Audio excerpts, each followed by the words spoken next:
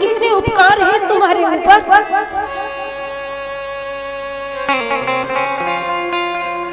द्रोणाचार्य जी ने जो विद्या अपने बेटे को नहीं दी अश्वत्थामा को, वो आपको दी, और उसके बाद भी आप उनके उपकार को भूल गए, आप उनके पुत्र को मारने को तैयार हो गए हो। छोड़ दीजिए।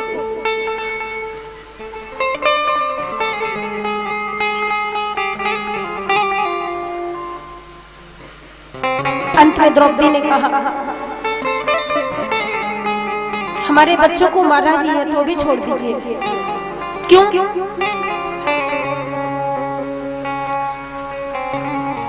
कितना सुंदर बोली द्रौपदी, कितना सुंदर बोली।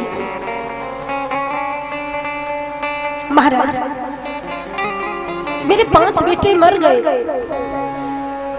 ठीक है कि मेरे बच्चे मर गए, मैं निपुत्री हो गई, मेरे पुत्र नहीं, लेकिन मेरे कम से कम 5 पति तो जिंदा हैं। और जिसके 5 बेटे मर जाएं, लेकिन उसके 5 पति जिंदा हो, तो बच्चे तो फिर भी पैदा हो जाएंगे। लेकिन जिसका पति भी मर चुका है और जो इकलौता बेटा की मां है, द्रोणाचार्य की पत्नी, उसका पति भी मर गया, द्रोणाचार्य भी मर गए, और आप उस इकलौते बेटे की मां को निपुत्री बनाना चाहते हैं। हमारी तो संतान मरी, लेकिन पति मौजूद है, संतान और पैदा हो जाएगी, लेकिन इसको तो दोनों दुख एक साथ झेलने पड़ेंगे, पति का शोक और पुत्र का शोक।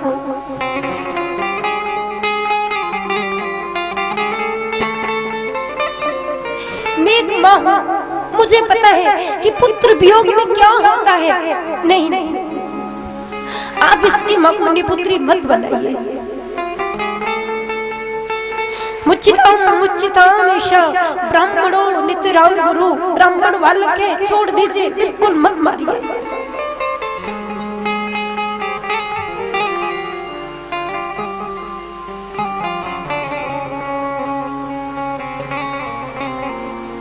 देवी, तुम कहती हो मैं छोड़ दूं।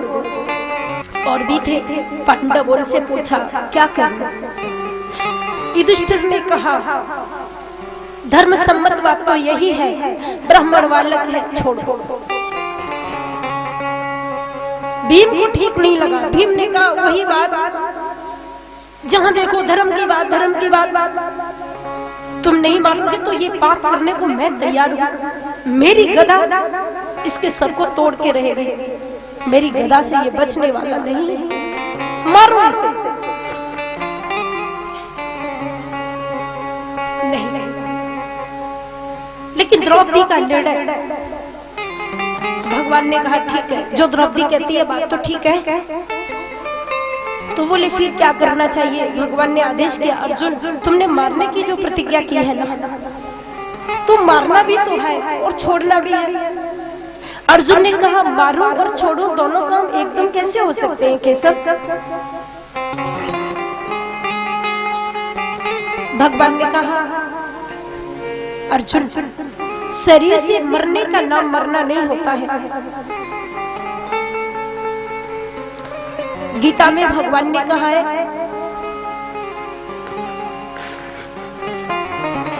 शंभावितस्य चाकीर्ति मरणादित रुचिते। कोई प्रतिष्ठित व्यक्ति समाज में जिसका नाम सब जानते हो, उस आदमी की समाज में इज्जत बिगड़ जाए तो फिर वो जिंदा कहाँ है? वो मर तो गए। शरीर से छोड़ दो, लेकिन इसके मस्तिष्क में जो मणि है ना, उसके कारण ये तेजस्वी है, हटा लो उसको।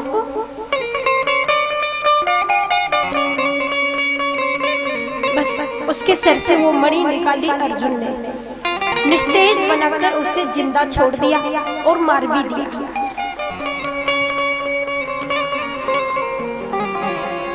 बोलिए भक्त वत्सल भगवान की।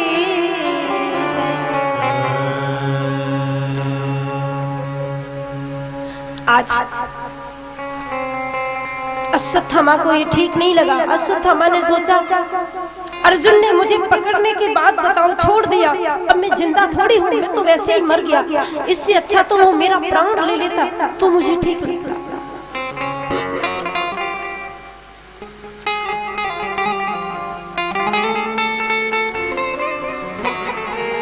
लेकिन छोड़ दिया उसे। लेकिन अश्वत्थामा ने कहा इसका बदला मैं अवश्य लूंगा। तो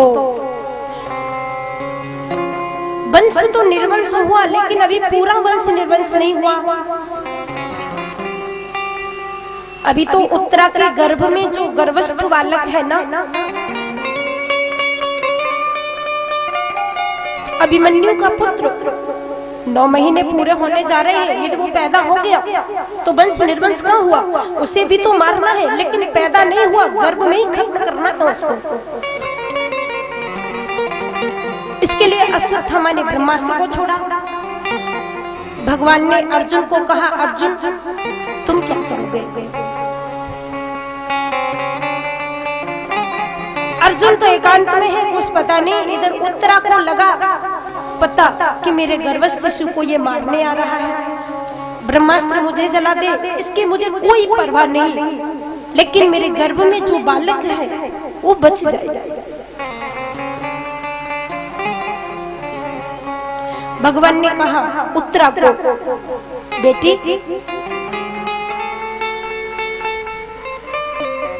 अपनी आंखों को बंद करो। उत्तरा ने नेत्र बंद किए। भगवान ने कहा मैं 2 मिनट के लिए तुम्हारे अंदर प्रवेश करूंगा, तब तक तुम ऐसा भाव रखना कि तुम मेरी माँ हो। मैं जाता हूँ, अभी रक्षा करता हूँ। उत्तरा शंख चक्र गदा पद्म वाले का चिंतन कर रही है। भगवान सूक्ष्म रूप धारण करके उत्तरा के गर्भ में प्रवेश कर रहे हैं। परीक्षित को बचा लिया।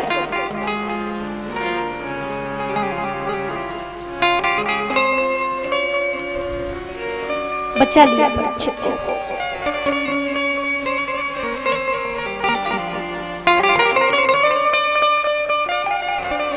जब कोई नहीं आता मेरे सामने आते हैं,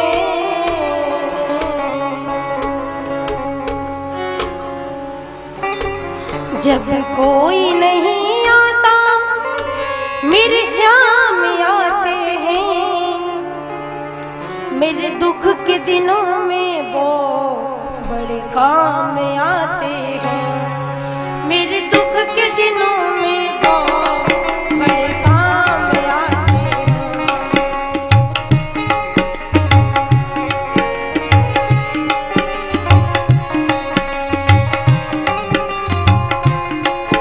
जब कोई नहीं आता, जब कोई नहीं आता मेरे सामने आते हैं, मेरे दुख के दिनों में बड़े काम आते हैं, मेरे दुख के दिनों में बड़े काम आते हैं। जब कोई नहीं आता मेरे सामने आते हैं।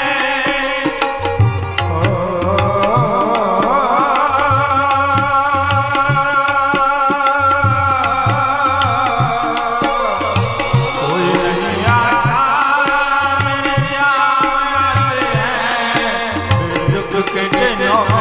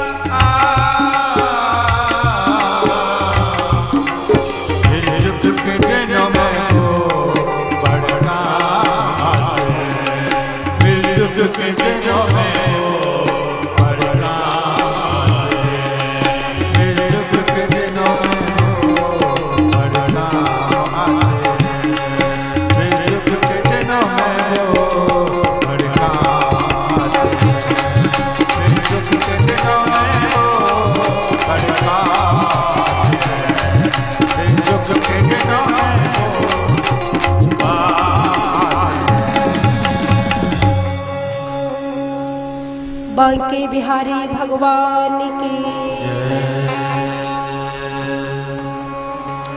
भगवान उत्तरा के गर्भ में प्रवेश करते हैं परीक्षित की रक्षा के लिए।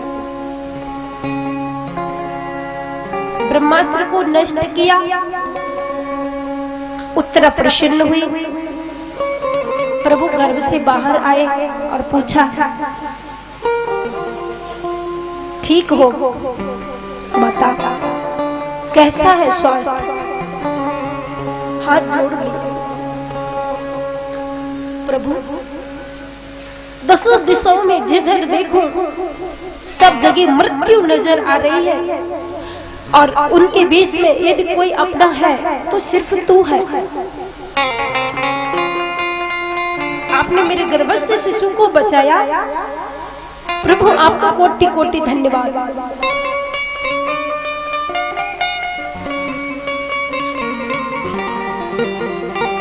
इसके बाद भगवान द्वारिका पधारे, अर्जुन को भी साथ लेकर। बोलिए द्वारिकाधीश भगवान की।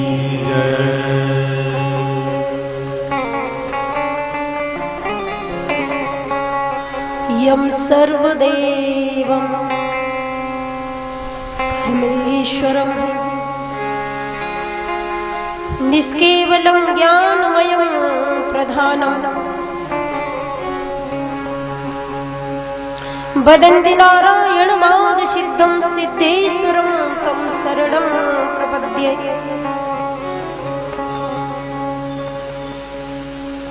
द्वारिका में सभी रानियों ने, द्वारिकावासियों ने प्रभु का स्वागत किया।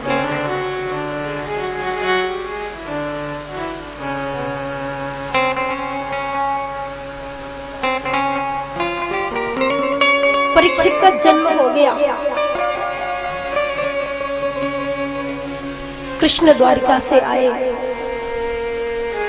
परीक्षित ने गर्भ में देखा वो 4 भुजा वाला जिसने मेरी रक्षा की, और जन्म लेने के बाद सब लोगों का दर्शन हुआ, लेकिन वो 4 भुजा वाला कहीं दिखाई नहीं दे रहा है।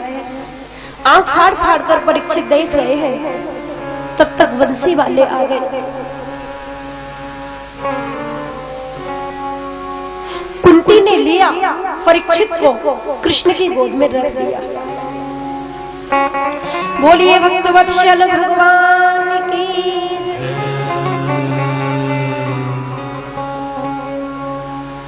भगवान का दर्शन किया, परीक्षित प्रसन्न हुए। परीक्षित किसे कहते हैं? परितः इच्छति युतिशः परीक्षितः। जो परीक्षा में पास हो जाए वही परीक्षित है। प्रसन्न हुए। कुछ समय निकला, बधाइयां हुई, आनंद हुआ, सब प्रसन्न हुए। अब देखो, महाभारत के युद्ध में भगवान ने विजय तो पांडवों को दिलाई,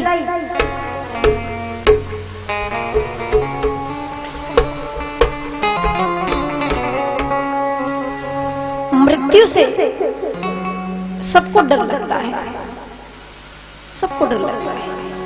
लेकिन डरना क्या है? और तो छोड़ो, व्यास भगवान जिनके पुत्र सुखदेव ने राजा परीक्षित को 7वें दिन मुक्त कर दिया। उन व्यास जी के जो नाना जी थे ना, वो भी मृत्यु से डरते थे। दासराज और इतना डरते थे कि कोई आदमी जब मर के उसको ले जाता था, मरे हुए आदमी को, तो व्यास जी के नाना जी किवाड़ बंद कर लेते थे। मुझे बहुत डर लगता है मृत्यु से।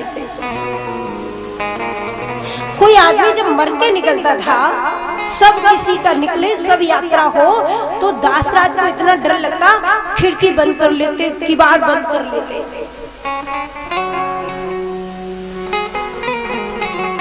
एक दिन एक संत मिले,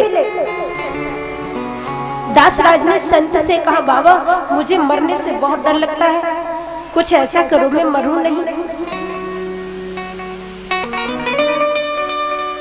संत ने कहा, तुम्हें कुछ पता है?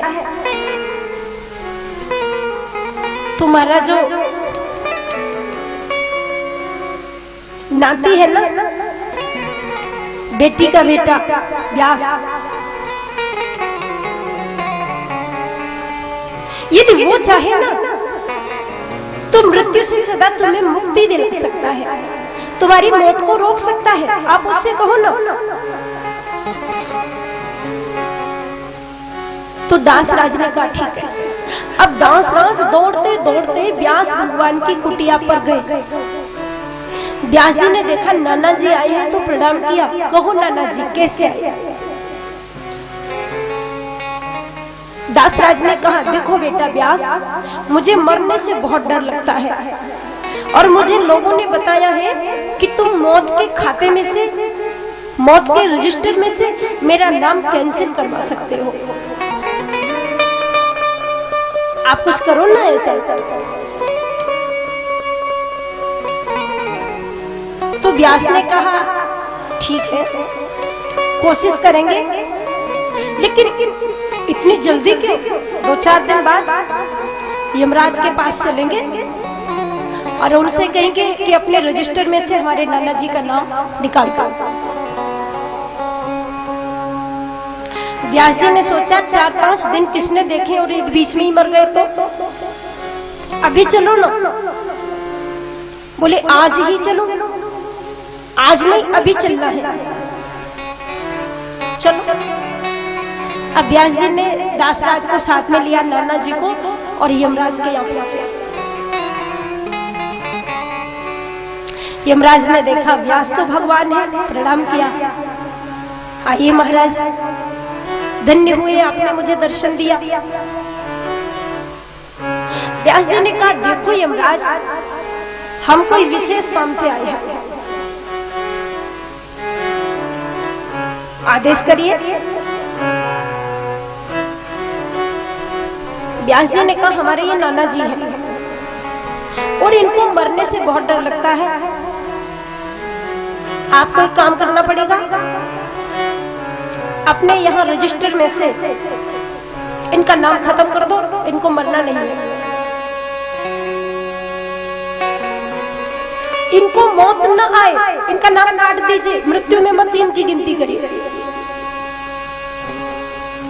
यमराज ने कहा, महाराज अवश्य कर देते, लेकिन 3 दिन पहले मैंने फाइल पर साइन मार के और यहां से फाइल तो भेज दी है,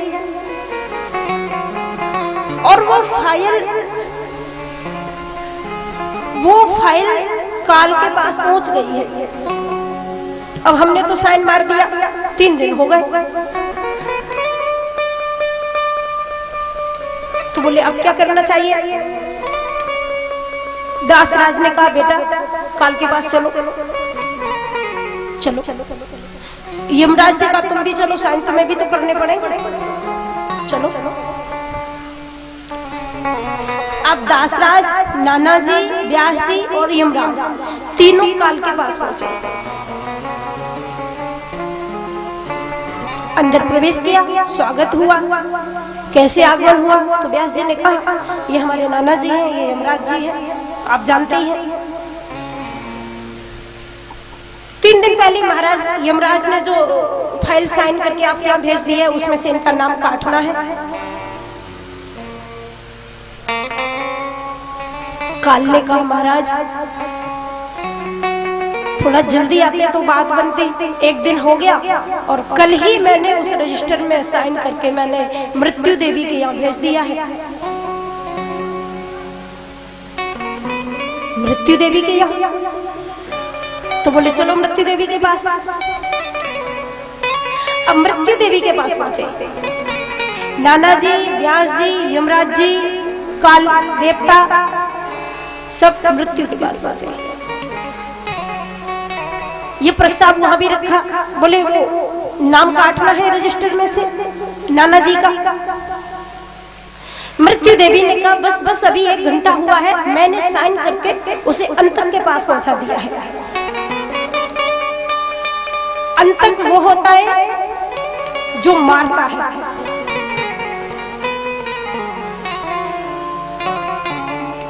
तो बोले आप, बोले चलो सब लोग अंतक के पास चले। अब नाना जी ने कहा कहीं फाइल निकल न जाए और काम न खराब हो जाए, जल्दी चलो। हमने तभी कहा था कि जल्दी कर लो, इतना समय फिर भी लग गया। अब नाना जी, व्यास जी, यमराज जी, काल देवता, मृत्यु देवी, ये सब मिलके अंतक के पास गए। अंतक देवता अंदर बैठे हुए थे। व्यास जी ने प्रवेश किया, काल देवता ने प्रवेश किया, मृत्यु देवी ने प्रवेश किया, यमराज जी ने प्रवेश किया और पीछे से नाना जी। 4 लोग तो अंदर पहुंच गए। नाना जी जैसे ही देहली पर पहुंचे, खून की उल्टी हुई और धड़ाम से गिर गए और मर गए।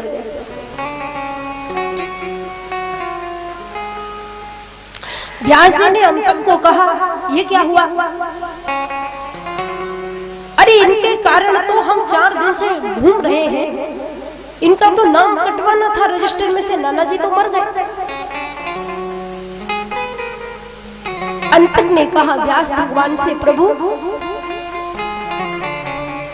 कई दिनों से ढूंढ रहे थे, संयोग ऐसा ही था कि जिस दिन यमराज जी, काल देवता, मृत्यु देवी, नाना जी, व्यास जी और अंतक तक आ जाएंगे, उसी दिन ये मर जाएंगे।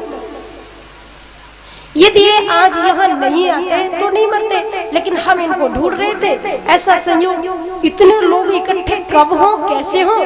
आज भगवान ने ऐसी कृपा कर दी कि अपने आप ही सब चल के मेरे पास आ गया।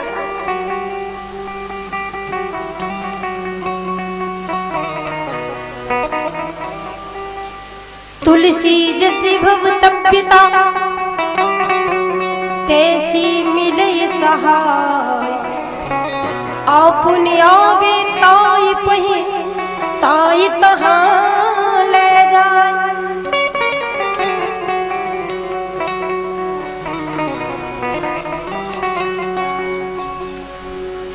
ये मेरे प्रभु की लीला, पता नहीं कब क्या हो रहा है। तो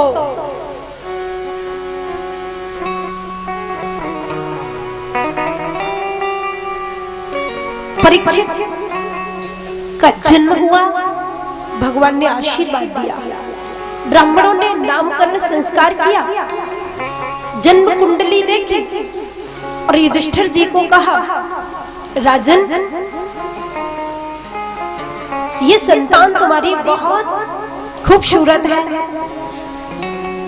आगे चलकर अपने बाप दादाओं का नाम रोशन करेगी, बड़ी धर्मात्मा संतान है और इसका नाम परीक्षित होगा, ब्राह्मणों का भक्त होगा, संतों की सेवा करेगा, सब ठीक है। एक ही बात है कि इसकी मृत्यु एक नाग के डसने से होगी, एक संत के श्राप देने के कारण तक्षक नाग के डसने से इसकी मृत्यु होगी। परंतु मरने से पहले सुखदेव जैसा परम हंस इसको अपने मुखारविंद से श्रीमद् भागवत कथा का श्रवण कराएगा, ये सौभाग्य की बात है।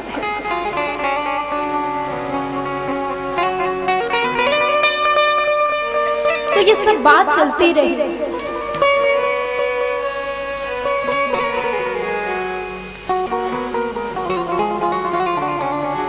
लेकिन भगवान बहुत समय तक वहां रहे। युधिष्ठिर को कभी कभी घर के एकांत कोने में बैठते हैं तो युधिष्ठिर बहुत रोते हैं। भगवान ने कई बार समझाया, तुम राजा भी बन गए हो, अब रोते क्यों हो?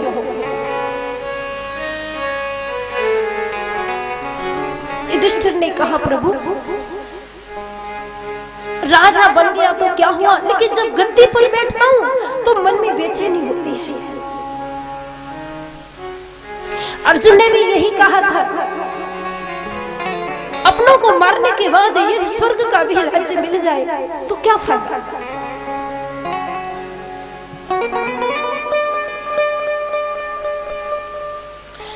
निकांक्षे विजयं कृष्ण न च राज्यं सुखानि च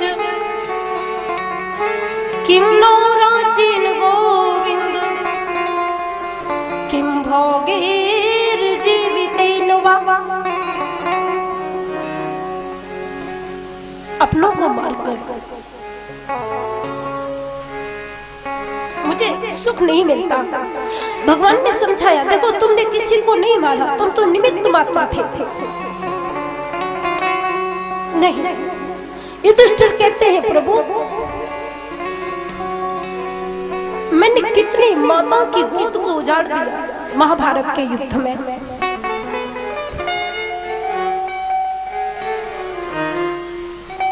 उसके बाद मुझे गद्दी मिली है, ठीक नहीं किया मैंने। इस संपत्ति के लालच में, राजगद्दी के लालच में मैंने क्या किया है। कितनी ही माताओं की गोद को मैंने उजाड़ दिया, कितनी माताओं के सिंदूर को मैंने मिटा दिया, कितने लोगों को मारा है मैंने।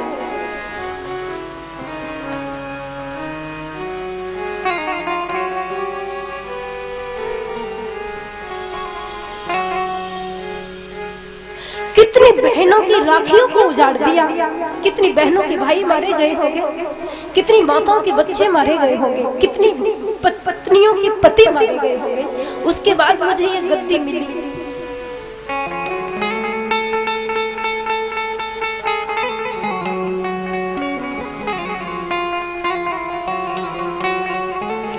बड़ी बेचैनी है। तो भगवान ने सोचा, बहुत समझाया युधिष्ठिर को, कुछ समझ में नहीं आया। भगवान ने सोचा पितामह भीष्म के द्वारा कुछ ज्ञान मिले तो इनकी कुछ समझ में आए। चलो बाणों की सैया पर जहां भीष्म पितामह पड़े हैं, आज उस ओर प्रस्थान किया भगवान ने पांडवों को लेकर।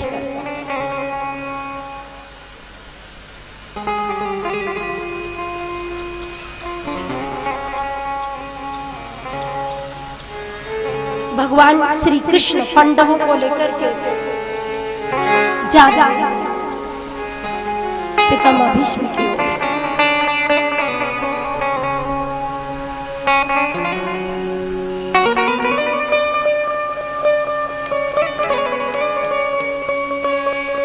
और पितामह भीष्म ने जब कृष्ण को देखा, प्रभु मेरी ओर आ रहे हैं, धन्य है, धन्य है, मैं तो बाणों की सैया पर पड़ा हूं, आज प्रभु ने कृपा की। गंगा नहाने के लिए लोग जाते हैं, आज मैं धन्य हो गया। जिसके चरणों से गंगा निकली है, वो चरण स्वयं चलकर मेरे पास आ रहे हैं, मेरे पास आ रहे हैं।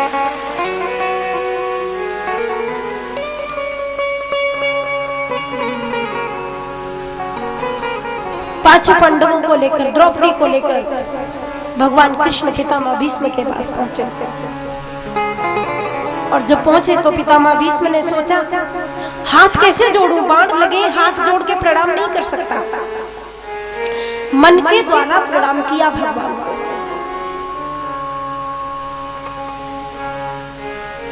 प्रणाम किया। त्रिभुवन वर्णम त्रिभुवने कमलम कमाल वर्णम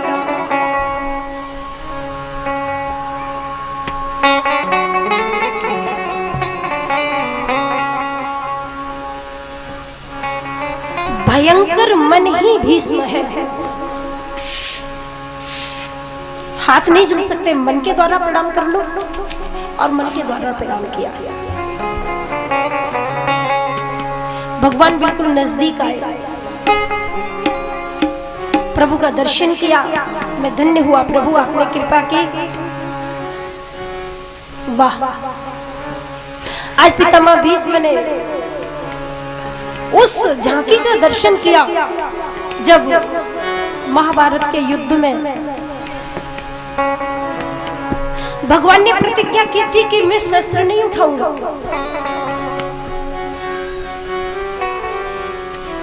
शस्त्र नहीं उठाऊंगा और अर्जुन तुझे जिताकर लाऊंगा और शस्त्र नहीं उठाऊंगा। पितामह भीष्म ने सोचा, अच्छा कृष्ण, इसका मतलब तुम क्षत्रिय हो और हम क्षत्रिय नहीं है। तुम मेरे सामने इतनी सूरवीरता हाँक रहे हो कि शस्त्र उठाऊंगा नहीं और जिता करके भी लाऊंगा। तो पितामह भीष्म ने कहा, कृष्ण मैं भी प्रतिज्ञा करता हूं, यदि तुम्हारे हाथ में मैंने शस्त्र नहीं पकड़ा दिया तो मैं गंगा का पुत्र नहीं कहूंगा। उसी दिन ये प्रतिज्ञा कर ली थी। तो वो बात याद आ रही है। भगवान को प्रणाम करने के बाद प्रसन्न हुए। प्रभु ने कहा, पितामह कैसे हैं आप? सलोनी सावरी सूरत, सलोनी सावरी सूरत, अलौकिक रूप की महिमा, सलोनी सावरी सूरत, सलोनी सावरी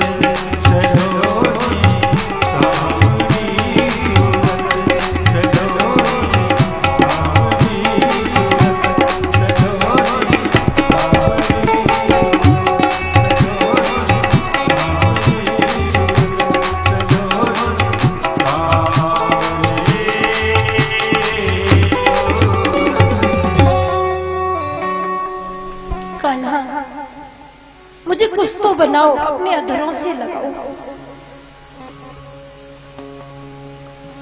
अब देखो, पितामह भीष्म का एक भाव जागा, गोपी का भाव, सखी का भाव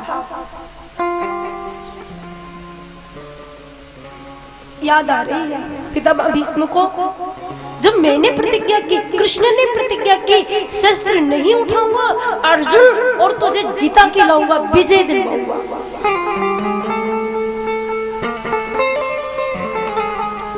तो पितामह भीष्म ने कृष्ण को कहा, कान्हा तू क्षत्रिय है और मैं क्षत्रिय नहीं क्या? यदि देवकी का बेटा, वसुदेव का बेटा प्रतिज्ञा कर सकता है, तो गंगा का बेटा भी आज प्रतिज्ञा लेता है।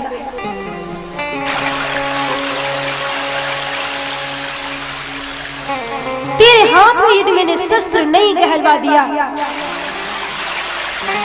तो लाजू गंगा जी को मैं संतन सुत न कहूं। कोई क्षत्रिय यदि मैदान में मर जाए तो कहते हैं उसे मुक्ति मिलती है। युद्ध करते करते कोई सूरवीर मर जाए तो वीर गति प्राप्त होती है।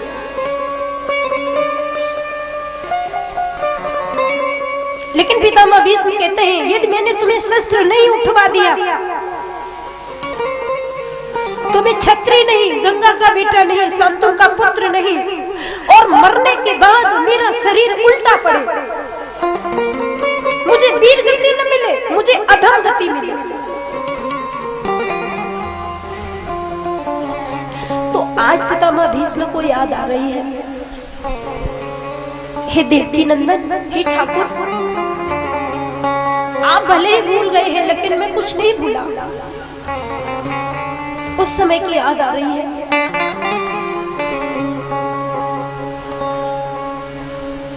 कौरव पांडवों में रोज युद्ध होता, रोज लड़ाई होती, तो कौरव रोज मारे जाते। दुर्योधन ने भीष्म पितामह को बुलाया और कहा, खाते हो हमारा, बजाते हो पांडवों की, हमें सब पता चल गया है।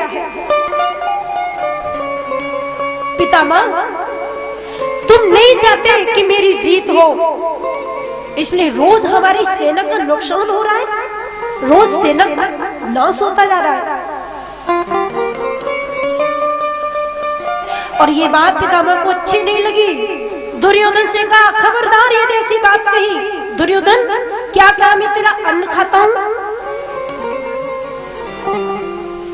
और मैं पांडवों की बजाता हूं? अरे दुष्ट, तुझे तो बोलने की भी तमीज नहीं, तुझे तो सभ्यता भी नहीं, कैसे बोलना चाहिए? आखिर तू क्या चाहता है?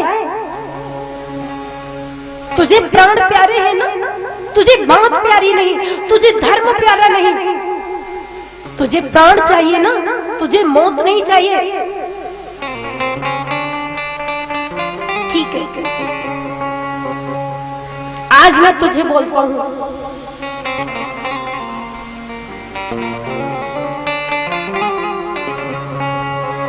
कल के युद्ध में फैसला हो जाएगा।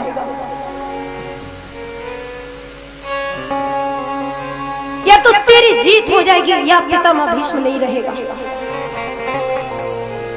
लेकिन तुझे एक काम करना पड़ेगा।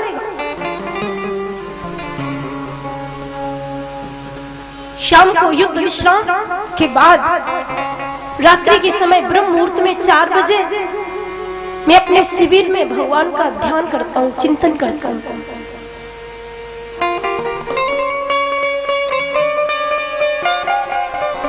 भेज देना अपनी पत्नी भानुमति को मेरे पास। जिस समय मैं ध्यान में बैठा हूं, मैं चिंतन भगवान का करता हूं, उस समय भेज देना, मैं उसे आशीर्वाद दूंगा सौभाग्यवती होने का, और मेरा आशीर्वाद अमिट है। और कल के युद्ध में मेरा ठीक निर्णय है, कल के युद्ध में ही फैसला हो जाएगा। तुझे प्राणों का लोभ है ना, भेज देना भानुमति को, तू बच जाएगा, तू नहीं मरेगा।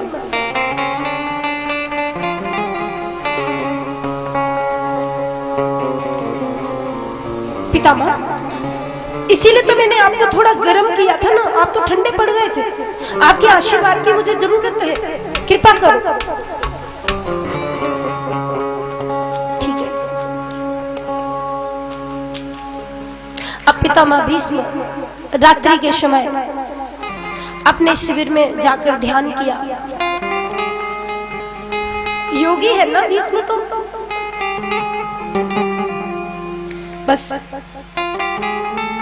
भगवान को ये बात पता चल गई।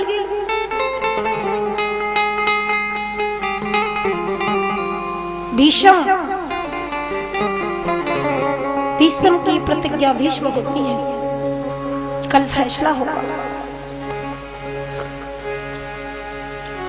पांडव सो रहे थे, द्रौपदी भी सो रही थी। रात के 2 बजे भगवान चुपचाप गए और भगवान ने देखा 5 पांडव सो रहे हैं। भगवान ने जाकर के, द्रौपदी भी चादरा ओढ़े सो रही है, चादरा हटाया और द्रौपदी जी के पैर का अंगूठा खींचा।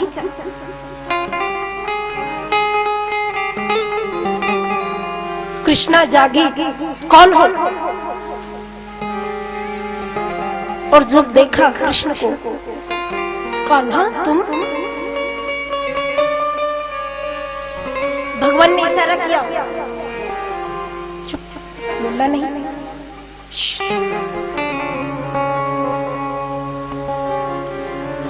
इशारा कर दिया। अब द्रौपदी तो द्रौपदी कृष्ण की बात मानती है, उठी और भगवान के पास आई। नींद नहीं आती आपको? सोए नहीं हो? नहीं बहन, मैं सोया नहीं हूं।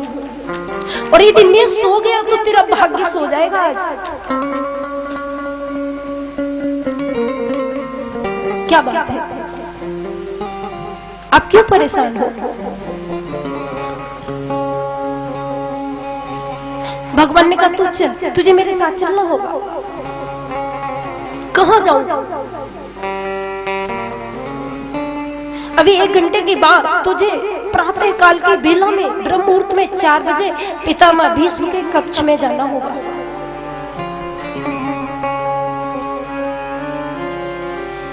द्रौपदी ने कहा रात को जाऊं? क्यों? भगवान ने कहा बोलते ज्यादा है। मैं बोलता हूं ना, कुछ बोलने की जरूरत नहीं है, जो मैं कहूं वो कर। लेकिन भैया रात के समय में पितामह के कक्ष में जाऊं? क्यों जाऊं? सुबह क्यों नहीं? कल चली जाऊंगी। भगवान समझा रहे हैं, तू आजा, मेरी बात सुन। तुझे कुछ करना नहीं है, मैं चलूंगा ना तेरे साथ। पितामह जहां ध्यान मुद्रा में बैठे हो, जाकर उनको प्रणाम करना और सुन, वो तुझे आशीर्वाद देंगे सौभाग्यवती होने का। कल युद्ध का अंतिम फैसला है ना, पितामह का आशीर्वाद लेने नहीं जाएगी तू? लेकिन आप कहेंगे तो जाना पड़ेगा।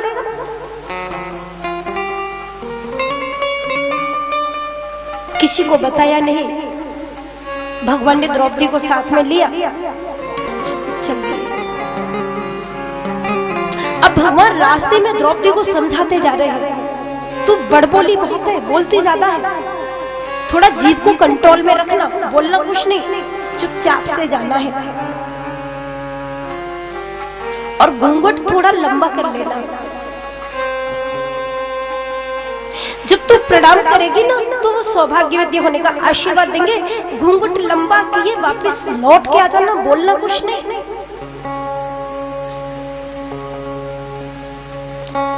और यदि पितामह ये पूछे कि तेरे साथ कोई आया है तो बोल देना कोई नहीं, मैं अकेली आई हूं।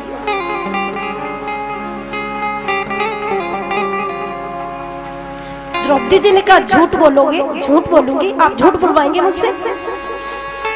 मैं तो बोल दूंगी आप मेरे साथ चल तो रहे हैं तो मैं बोल दूंगी।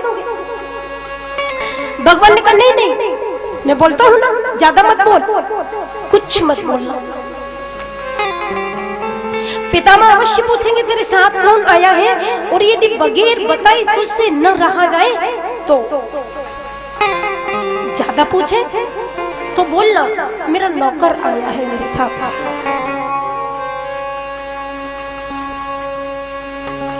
द्रौपदी ने कहा भैया आपको नौकर बता दो।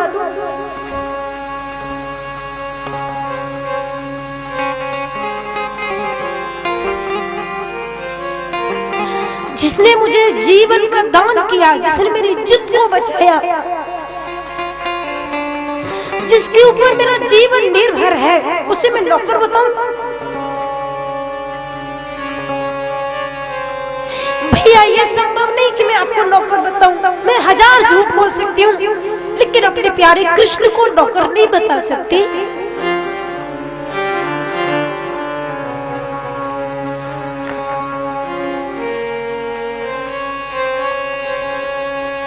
भगवान समझा रहे हैं, मैं तुझे बोलता हूं ना, तुझे यही बोलना पड़ेगा कि मेरा नौकर आया है।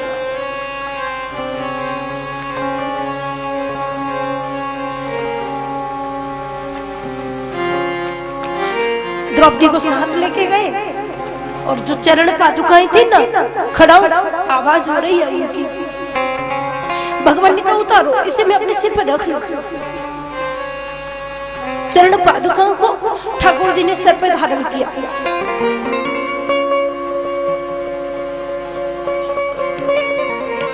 मुझे कोई जान न ले, इसलिए ठाकुर जी ने कंबल ओढ़ा, मुकुट भी हटाया। अंधेरा है ना,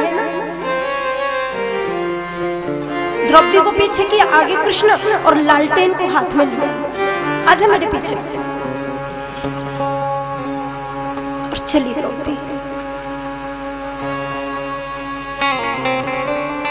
अब जैसे ही द्रौपदी को लेकर कृष्ण पहुंचे पितामह भीष्म के दरबार में,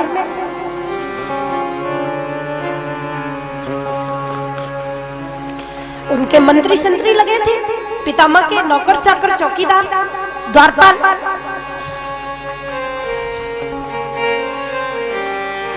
तो जब द्रौपदी को देखा, भगवान ने कहा देखो अब अकेले जाना पड़ेगा, मुझे अंदर जाने की अनुमति नहीं मिलेगी, तू जा। द्रौपदी जैसे अंदर घुसी तो लोगों ने कहा कौन हो तुम? अरे कोई महिला है। और पितामह भीष्म के वो तो संत थे, योगी थे, कोई भी महिला आधी रात के समय जा सकती है, उसके लिए रोक नहीं है।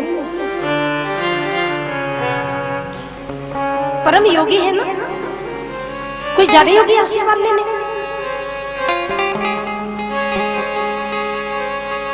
तो द्रौपदी को देखकर कहा कि ये कौन है पीछे? पितामह भीष्म।